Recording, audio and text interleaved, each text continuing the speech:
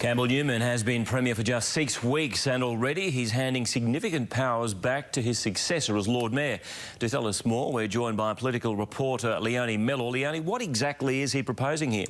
Well, Bill, some key planning areas that used to come under state government control will now go back to City Hall. South Bank, the Roma Street parklands, as well as new development areas around Woolloongabba, Bowen Hills near the RNA and North Shore, Hamilton. It's a curious move to see anyone giving away hard-fought powers, but Mr Newman says this sort of planning control belongs rightly with local government. A new broom sweeping aside years of power struggles between state and local government.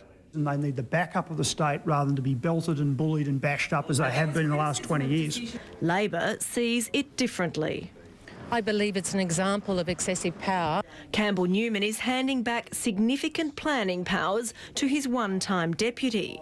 South Bank and the Roma Street parklands will now come under council control. They'll redevelop the Howard Smith wharves. 12-storey buildings are likely to be approved for parts of the West End. And council will take over the Urban Land Development Authority with the same powers.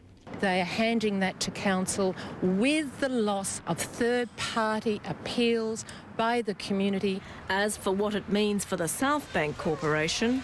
Well, I think all that's up for grabs at the moment. And this is just the start.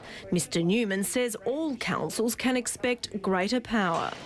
That they make sure that they fast-track appropriate and sensible development for the benefit of all people in Queensland. The actual detail of these changes is yet to be thrashed out. The Premier unable to say exactly how much they'll cost the state.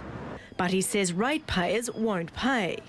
Ms Abrahams, who's fought against high-density housing at West End, says the cost won't just be financial. If they disregard this community, what other communities will they use their excessive powers to just impose overdevelopment?